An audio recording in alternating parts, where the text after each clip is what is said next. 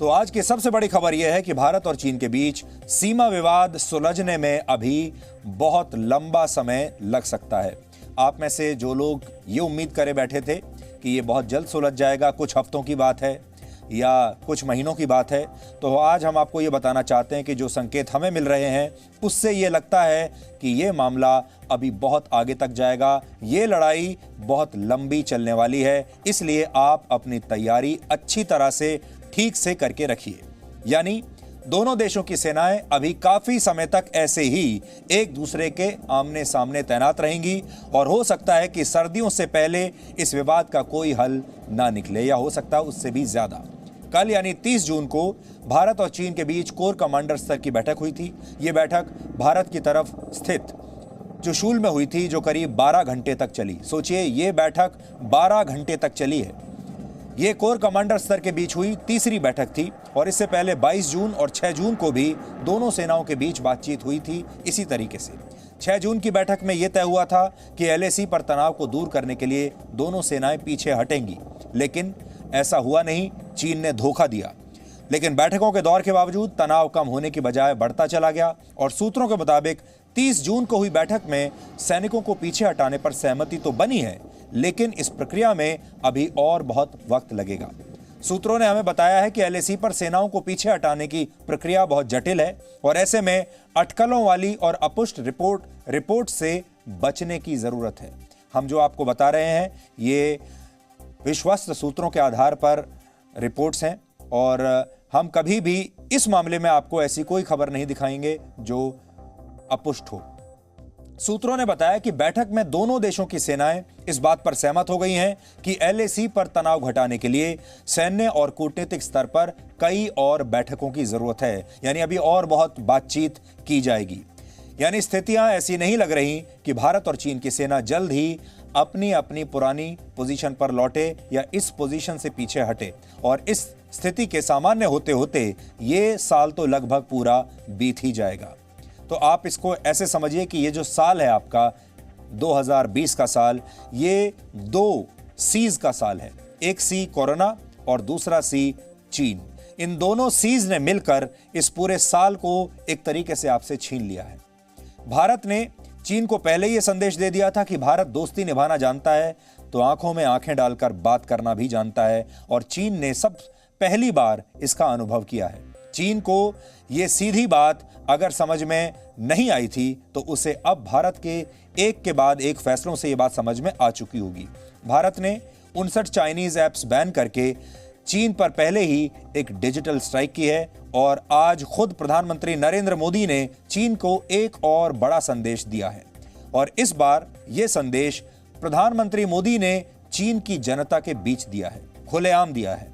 प्रधानमंत्री मोदी ने चीन के वीबो पर अपना अकाउंट अब छोड़ दिया है।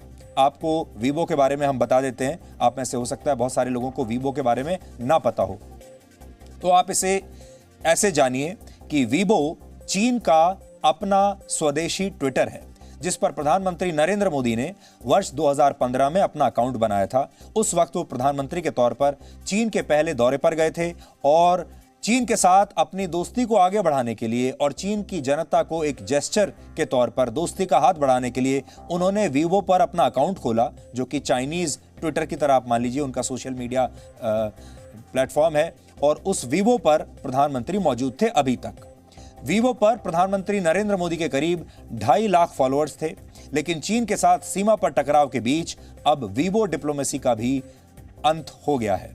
वीवो पर अपने इस अकाउंट से प्रधानमंत्री नरेंद्र मोदी चीन की भाषा में संदेश दिया करते थे। प्रधानमंत्री मोदी वीवो पर हर वर्ष 15 जून को चीन के राष्ट्रपति शी जिनपिंग को उनके जन्मदिन पर बधाई संदेश देते थे, लेकिन हमने उस दिन भी आपको बताया था इस बार 15 जून को भारत के प्रधानमंत्री नरेंद्र मोदी ने चीन के राष्ट्रपति शी जिनपिंग को उनके जन्मदिन की बधाई नहीं दी थी। उस वक्त बहुत सारे लोगों ने इसे नोट नहीं किया था, लेकिन हमने आपको उस दिन भी बताया था। तो 15 जून को ही प्रधानमंत्री ने एक बहुत बड़ा संदेश दे दिया था, वरना इससे पहले प्रधानमंत्री मोदी हर साल शी जिनपिंग के जन्मदिन पर उन्हें हमेशा बधाई देते थे, लेकिन इस बार नहीं दी। और अब वीबो से अगर प्रधानमंत्री नरेंद्र मोदी हट गए हैं तो इसे आप चीन के बहिष्कार का सबसे बड़ा संदेश समझिए। कहने को तो हमारे देश में ऐसे बहुत सारे लोग आपको मिल जाएंगे जो आज भी भारत का मजाक उड़ा रहे हैं, जो आज भी चीन के टीम में खेल रहे हैं, जो आज भी ये कह रहे हैं कि इन ऐप्स को बैन करके क्या होने वाला है, जो आज भी ये कह रहे हैं, जो उकसा रहे हैं भारत को कि नहीं आप सीधे युद्ध में जाइए और खून खराबा कीजिए। ये सारे वो लोग हैं जो अपनी राजनीति की दुकानदारी यहाँ चलाना चाहते हैं। इसलिए आपने देखा होगा कुछ विपक्षी नेता ऐसे हैं जो लगातार, बाहर निकलना तो उनका बंद है, लेकिन अपने घरों में बैठकर लगातार ट्विटर पर या सोशल मीडिया अकाउंट पर वो हर रोज कोई ना कोई संदेश, कोई ना कोई वीडियो डालते रहते हैं जिसमें एक तरीके से भारत सरकार का मजाक उड़ाया जाता है और चीन का मनोबल बढ़ाने की कोशिश की जाती है। लेकिन आज ये सारे लोग जब डीएनए देखेंगे, जो हम आज आपको और बताने वाले हैं, इन सब लोगों का दिल टूट जाएगा। बताया जा रहा है कि जिस दिन भारत ने 59 चाइनीज ऐप्स पर प्रतिबंध लगाने का फैसला किया था, उसी दिन प्रधानमंत्री मोदी के वीबो अकाउंट छोड़ने की प्रक्रिया भी शुरू हो गई थी। लेकिन वीबो में किसी भी महत्वपूर्ण व्यक्ति को अपना अकाउंट डिलीट करने के लिए चीन की सरकार से मंजूरी लेनी पड़ती है और यह प्रक्रिया बहुत जटिल होती है, यानी आसानी से इसकी मंजूरी नहीं मिलती। अब आप सोचिए चीन कैसा देश है कि वहां पर अगर आपको वीबो का अपना अकाउंट डिलीट करना है, वीबो का अकाउंट छोड़ना है, उसके लिए भी सरकार की मंजूरी लेनी पड़ती है। इसलिए पहले प्रधानमंत्री मोदी के अकाउंट से उनसे जुड़ी जानकारी हटा ली गई और फिर उनका प्रोफाइल फोटो बाद में हटा।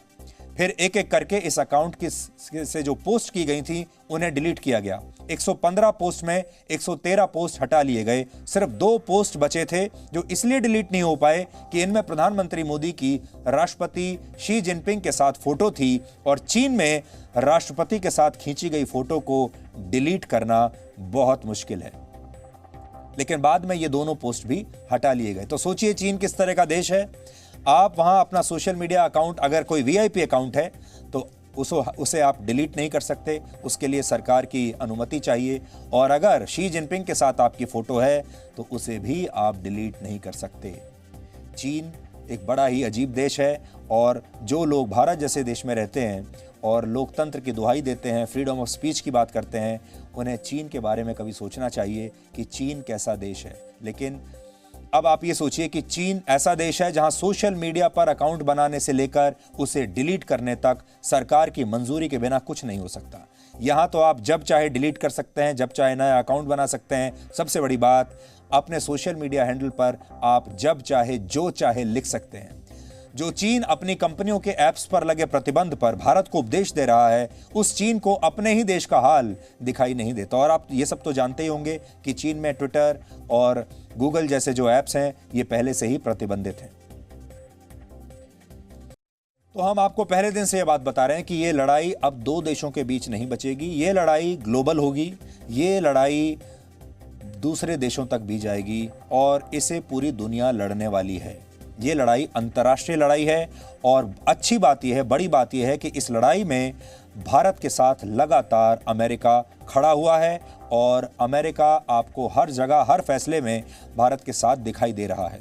ये भारत के लिए एक अच्छी बात है, शुभ संकेत है। जब 59 चाइनीज ऐप्स पर प्रतिबंध लगाने का फैसला हुआ था, उस वक्त ही हमने कहा था कि ये चीन को बहुत बड़ा संदेश है और ये बात दूर तक जाएगी। सीमा पर 2 महीने से टकराव के बीच आज चीन को आर्थिक चोट देने वाले 2 और बड़े फैसले हुए हैं। पहला बड़ा फैसला ये कि भारत अपने हाईवे प्रोजेक्ट्स में अब चीन की कंपनियों को कोई काम नहीं देगा। यानी भारत में जो हाईवे के प्रोजेक्ट्स हैं, जो कि बहुत हाई वैल्यू प्रोजेक्ट्स होते हैं, बड़े प्रोजेक्ट्स होते हैं, अब उनमें चीन की कंपनियों को एंट्री नहीं मिलेगी। दूसरा बड़ा फैसला यह हुआ है कि संचार मंत्रालय ने सरकारी टेलीकॉम कंपनी बीएसएनएल के 4G अपग्रेडेशन टेंडर को रद्द कर दिया है। नया टेंडर अगले 2 हफ्ते में जारी होगा और इस नए टेंडर में उन चाइनीज कंपनीज को बाहर रखा जाएगा जो चाइनीज कंपनियां नेटवर्क अपग्रेडेशन के लिए उपकरण बनाती हैं। यानी ये 2 बड़े जो क्षेत्र हैं भारत में, संचार और हाईवेज, इन दोनों से चीन की कंपनियां बाहर हो गई। एक के बाद एक हर रोज भारत की सरकार चीन को यह संदेश दे रही है कड़े शब्दों में कि चीन जो कुछ कर रहा है गलत है और इस बार भारत चुप नहीं बैठेगा। सबसे पहले उस फैसले के बारे में आपको विस्तार से बताते हैं जो फैसला हाईवे प्रोजेक्ट्स को लेकर हुआ है। सड़क परिवहन मंत्री नितिन गडकरी ने आज ये कहा है कि भारत हाईवे प्रोजेक्ट्स में चाइनीज कंपनियों को हिस्सा लेने की मंजूरी नहीं देगा। सिर्फ यही नहीं, अगर कोई चाइनीज कंपनी भारत की किसी कंपनी के साथ मिलकर कोई जॉइंट वेंचर भी बनाती है और सड़क निर्माण के किसी कॉन्ट्रैक्ट को हासिल करना चाहती है तो उसकी इजाजत भी अब भारत नहीं देगा। सड़क परिवहन मंत्रालय बहुत जल्द ही एक नई नीति बनाएगा जिसमें चाइनीज कंपनियों पर प्रतिबंध लगाने वाले नियम होंगे और देसी कंपनियों के लिए नियमों में रियायत दी जाएगी, जिससे बड़े प्रोजेक्ट्स में भी हमारे देश की अपनी स्वदेशी कंपनियों को ज्यादा मौके मिले। भारत अब यह सुनिश्चित करना चाहता है कि उसके इंफ्रास्ट्रक्चर प्रोजेक्ट्स में चाइनीज कंपनियों को कोई हिस्सेदारी न मिले। विदेशी निवेश का तो स्वागत किया जाएगा, लेकिन चीन के निवेश के लिए हर तरफ से दरवाजे बंद कर दिए जाएंगे। और आपको यह ध्यान रखना होगा कि भारत के इंफ्रास्ट्रक्चर प्रोजेक्ट्स में चाइनीज कंपनियों की बहुत दिलचस्पी रही है। हाईवे हो या रेलवे इंफ्रास्ट्रक्चर के क्षेत्र में वर्ष 2020 तक चीन ने करीब 1.5 लाख करोड़ रुपए के निवेश की योजना बनाई थी। इंफ्रास्ट्रक्चर से जुड़ी चीन की कई बड़ी कंपनियां भारत को एक बहुत बड़े बाजार की तरह देखती हैं। इन कंपनियों की लिस्ट हम आपको आपके टीवी स्क्रीन पर इस समय दिखा रहे हैं, लेकिन अब चीन के लिए संदेश बिल्कुल स्पष्ट है। तो चीन की ये नो एंट्री है। इसका मतलब यही है कि अगर चीन की दादागिरी चलती रहेगी तो उसे हर तरफ से करारा जवाब मिलेगा, फिर चाहे वो बॉर्डर पर हो या फिर व्यापार में हो। और 2 जगह तो हमने आपको बता दिया कि बॉर्डर पर हम जवाब दे रहे हैं, हमारी भारतीय सेना जवाब दे रही है, बाजार में नई नई नीतियां बनाकर हमारी सरकार जवाब दे रही है, और घर से चीन को कैसे निकालना है वो आपको तय करना है। उसका जवाब भारत के 137 करोड़ लोग खुद देंगे, स्वेच्छा से स्वदेशी को अपनाकर। इसलिए ये जॉइंट वेंचर है भारतीय सेना, भारत सरकार और भारत के लोग। जब कुछ ऐप्स पर प्रतिबंध से ही चीन परेशान हो गया है तो सोचिए अब चीन का हाल क्या होगा जब भारत व्यापार के मामले में एक के बाद एक बड़े फैसले ले रहा है। भारत ने यह भी साफ किया है कि देश के छोटे उद्योगों की क्षमता बढ़ाने के लिए वो दूसरे देशों के निवेशकों से तकनीक और रिसर्च पर सहयोग तो लेगा, लेकिन चीन के निवेशकों को इस क्षेत्र से भी भारत अब दूर रखेगा। यानी चीन के लिए धीरे धीरे धीरे अब हर जगह हर क्षेत्र में नो एंट्री का बोर्ड लगा दिया गया है। आपको यह ध्यान रखना चाहिए कि पिछले वर्ष प्रधानमंत्री मोदी ने कहा था कि 2024 तक 100 लाख करोड़ रुपए सिर्फ इंफ्रास्ट्रक्चर पर खर्च किए जाएंगे। 100 लाख करोड़ रुपए। अब आप सोचिए कि इतना बड़ा बाजार है, खासतौर पर विदेशी निवेशकों के लिए, जिसमें अब चीन के रास्ते बंद हो चुके हैं। सीमा पर चीन ने जो किया है उसका जवाब अब तक भारत ने आर्थिक तौर पर कैसे दिया है, एक बार हम आपको रिवाइज करा देते हैं। रेलवे और टेलीकॉम के क्षेत्र में चीन की कंपनियों का व्यापार छीन लेने वाले फैसले हुए हैं। जैसे सरकारी टेलीकॉम कंपनियों को पहले ही कह दिया गया कि वो नेटवर्क को अपग्रेड करने के लिए चाइनीज कंपनियों से उपकरण न खरीदें। देश की प्राइवेट टेलीकॉम कंपनियों को भी कह दिया गया था कि वो चाइनीज कंपनियों पर निर्भरता कम करें। रेलवे के कई प्रोजेक्ट्स में सिग्नलिंग सिस्टम्स और अंडरग्राउंड कॉरिडोर बनाने के लिए कई बड़ी चाइनीज कंपनियों को मिले कॉन्ट्रैक्ट्स की समीक्षा करके इन्हें रद्द करने के फैसले या संकेत मिल चुके हैं। जैसे दिल्ली और मेरठ के बीच रैपिड रेल प्रोजेक्ट के अंडरग्राउंड हिस्से को बनाने के लिए चीन की company Shanghai tunnel engineering company को करीब 1150 करोड़ रुपए का कॉन्ट्रैक्ट मिला था। इसके अलावा सरकार ने अपने ई मार्केट प्लेस यानी जीईएम के लिए नया नियम बना दिया, जिसमें किसी भी विक्रेता को ई मार्केट प्लेस पर सामान बेचने के लिए उस सामान का कंट्री ऑफ ओरिजिन बताना होगा। इस फैसले का असर यह होगा कि जो लोग चीन से सामान आयात करते थे और इससे सरकार के ई मार्केट प्लेस पर बेचते थे, वो लोग हतोत्साहित होंगे और इससे मेक इन इंडिया को बढ़ावा मिलेगा। और इससे पहले आपको याद होगा कि जब चीन की कंपनियां दुनिया भर में आर्थिक अतिक्रमण कर रही थीं और कोरोना वायरस के दौर में कमजोर हो चुकी कंपनियों में अपनी हिस्सेदारी बढ़ा रही थीं, होस्टाइल टेक ओवर करने की कोशिश कर रही थीं, तो इसे देखकर भारत ने एफडीआई के अपने नियमों में भी बदलाव किया था। इसमें फैसला हुआ था कि भारत के साथ जिन देशों का बॉर्डर है, उन देशों की किसी भी कंपनी और व्यक्ति को भारत के किसी भी क्षेत्र में निवेश करने से पहले सरकार की मंजूरी लेनी होगी। यह फैसला भी उस वक्त चीन को बहुत परेशान कर रहा था और चाइनीज ऐप्स पर बैन का फैसला भी अब चीन को चुभ रहा है। चीन क्यों परेशान है, इसकी एक और बड़ी वजह है जो आज हम आपको बताएंगे। देखिए वो बड़ी वजह क्या है, जिसके बारे में चीन खुद को भविष्य के ग्लोबल टेक्नोलॉजी पावर के तौर पर देखता है। लेकिन भारत का ये छोटा सा कदम ही चीन के सपने को चूर चूर कर सकता है। अगर सिर्फ व्यापार के नजरिए से देखें तो भारत के फैसले से सबसे ज्यादा टिकटॉक की चाइनीज कंपनी बाइट डांस प्रभावित हुई है, जो टिकटॉक की पेरेंट कंपनी है, जिसके लिए भारत सबसे बड़ा बाजार है। टिकटॉक के 20 करोड़ यूजर्स भारत में थे और इस ऐप के कुल डाउनलोड्स का 30% भारत से ही था। पिछले वर्ष जब टिकटॉक पर कुछ समय के लिए प्रतिबंध लगा, उसे करीब 4 करोड़ रुपए प्रतिदिन का नुकसान हो रहा था।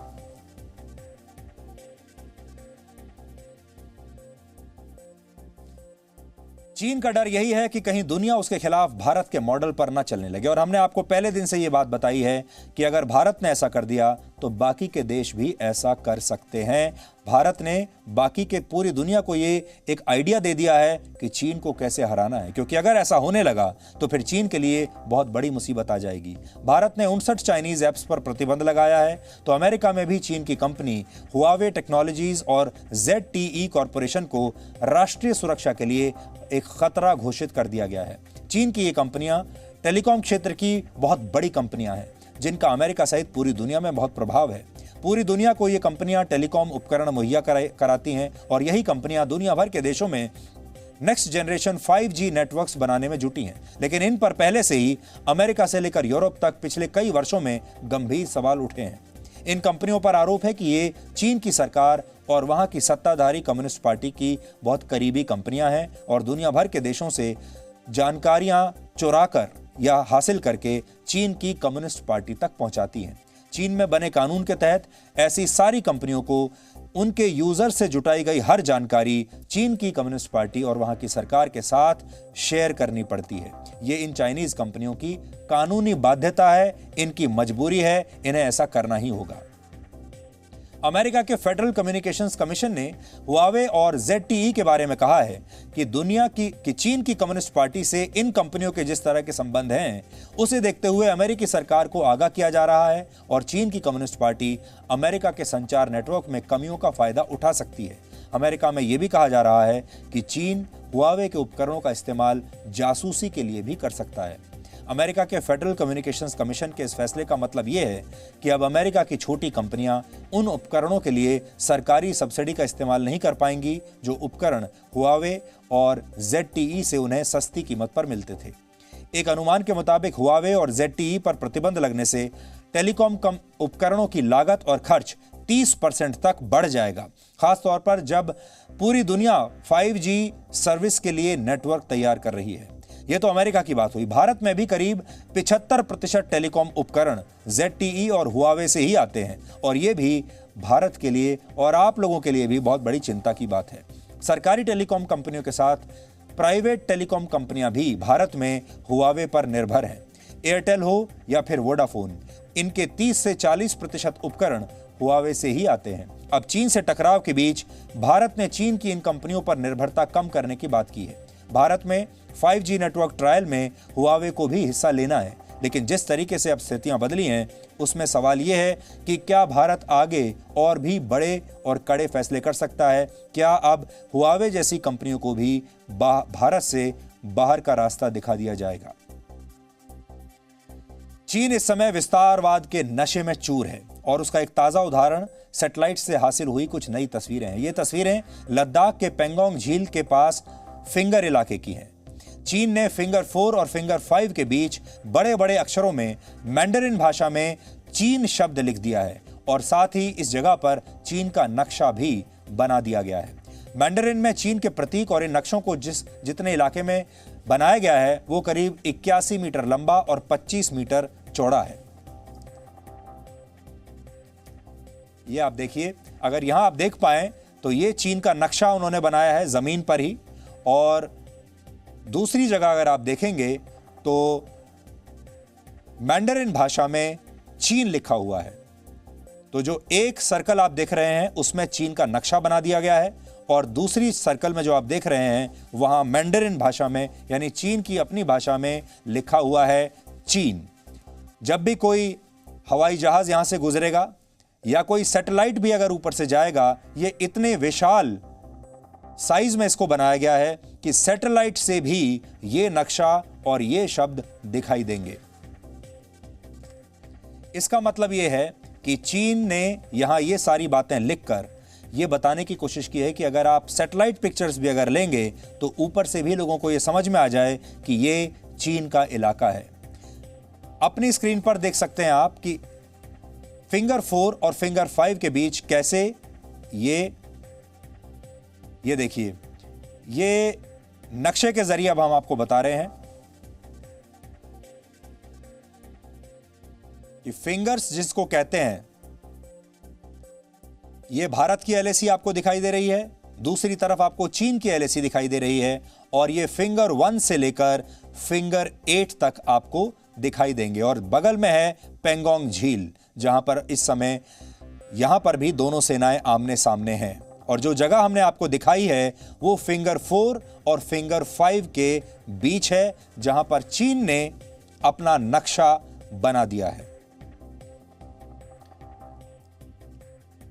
चीन में बना सामान कितना मजबूत होगा इसकी तो कोई गारंटी नहीं, लेकिन चीन अपने ही लोगों के खिलाफ ऐसे मजबूत कानून बनाने के लिए पूरी दुनिया में कुख्यात है, जो लोगों की आजादी छीनने में सक्षम है। ठीक 23 वर्ष पहले यानी 30 जुलाई 1997 को आधी रात को ब्रिटेन ने हांगकांग को चीन को सौंप दिया था।